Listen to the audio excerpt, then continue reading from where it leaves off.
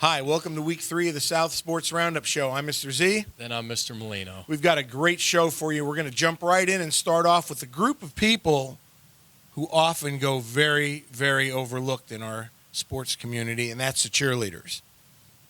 That's right. And cheerleading, many folks don't realize that, yes, it is a very competitive sport. I concur. We're on the field before the big game tonight at Loyalsock. I'm on the field with our awesome cheerleaders who are here to cheer the Mounties on. Madison, what is it that you do during the game? We cheer for the team. And we like to encourage the fans to be more hype in the stadium and in the crowd. And so the football team can hear us so they're more, motivated. Should be a great game tonight. Arch rival Loyalsock. I'm going to step out of the way and let the girls do their thing.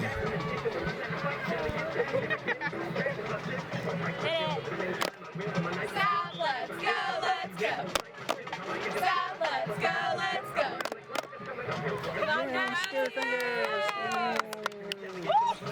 For South Sports Roundup, I'm Mr. Z. How about some spared fingers? Skill, Mounties. The varsity football team played at Loyalsock last Friday night in a battle of an unbeaten team with Sock at 3-0, South coming in at 2-1. We were able to get some footage before the game. All right, with Ashton Martin before the game. Ashton, obviously a huge one tonight against an arch rival. What do you guys have to do to come out on top? Just got to keep our heads up. They're big, but we're more fast and skilled. Don't get intimidated by Marty. Just keep your heads up and play football. All right, you heard it from the man himself. Number 43, Ashton Martin. We'll catch you next week.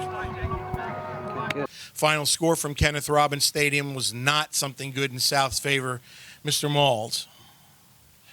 I believe Loyalsock 54, South Williamsport 14. And it's something that our younger players will hopefully keep in the back of their minds as they get to be juniors and seniors, and hopefully we can pay them back. That's right. It's one to mark down. They got to come over here next year. I'm sure our young players and our young team won't forget what happened this year at Loyalsock. And it is only one game. We've got a long season ahead of us. So, boys, get right back to it this week against Bloomsburg. Our JV football team also lost to Loyalsock 26-0. They are currently 0-2. All right. Next up on the docket is junior high softball. I'm going to turn it over to Mr. Malls for that. Last weekend, the junior high softball team, currently 6-0, going into last weekend's tournament at Elm Park, where they met many very good competitive softball teams. They started the tournament on Friday afternoon with a win over Central Mountain, came back on Saturday, defeated, I believe, Loyalsock, Selinsgrove, and then in the championship game lost a tough one to the Jersey Shore Lady Bulldogs. So currently they only have one loss on the year, correct? Currently they are 9-1, and a very good Jersey Shore team was their opponent in the finals, and they'll look to bounce back this week if the weather would ever cooperate with. Yeah, we're in the middle of a potential hurricane threat, or remnants of it as such. Hey, our boys soccer team is currently sitting at 8-4. Last week they had kind of an up and down week. They lost at Millville 7-0. They've got Southern Columbia, our arch nemesis, this Saturday at Southern Columbia. And Mr. Malls, I was able to catch up with midfielder Mikey Gonzalez. You will love this interview. With South Junior soccer player Mike Gonzalez. Mike, big week for you last week. Why don't you tell us a little bit about it? Yeah, I had about 3 goals and 2 assists. I think it was against Sullivan County and Montgomery were the 2 games that I had those. Anything special about any of the goals? No, just help from my teammates, I guess. All right, great interview with Michael Gonzalez, a man of few words. Well, speaking of soccer, our girls' soccer team is 7-2 currently. They lost a tough one at Shikellamy on Saturday, 5-1, to a very good AAA Shikellamy team. Just a great experience for our girls. Only going to make them better as a playoff run begins. Their next game is against the only other team they lost to, Bloomsburg. TBA on that one. We're not really quite sure yet when that's going to be made up. Because as of filming tonight, we have weather issues, lots of rain. Yeah. So we don't know what's going on. But either way, we know the next scheduled match Is with Bloom. and the only other team to beat the Lady Mounties, and we do know it's scheduled to be at home at 4:30. So hopefully we can get out and support the Lady Mounties. Speaking of support, you may need some after last week's NCAA Game of the Week. Well, I'm going to say this. Fun and games are over because I've had a good time doing the games. I really haven't prepared myself at all. Now it's time to get down to business. I know what I'm talking about this week. Yeah, he said he knew what he was talking about last week also, but apparently he did not. So this week's Game of the Week.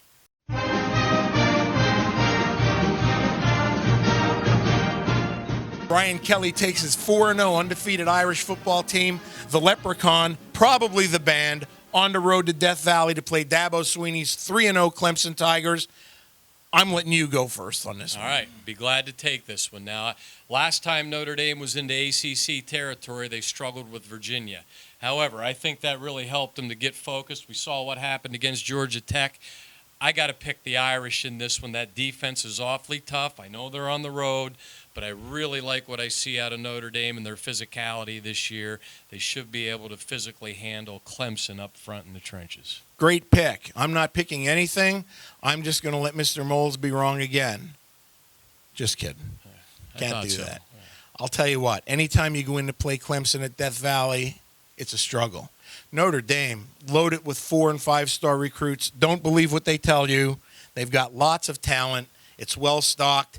However, Clemson, don't discount this, folks. Bye week last week, an extra week to get ready for the Irish. I'm going to actually go with the Clemson Tigers at home in a close one. I think Notre Dame's dodged a couple of bullets early. If they have their starter, it's a different story. I'm going to actually go 24-17 Clemson. All right, well, I'll go 27-21 Notre Dame.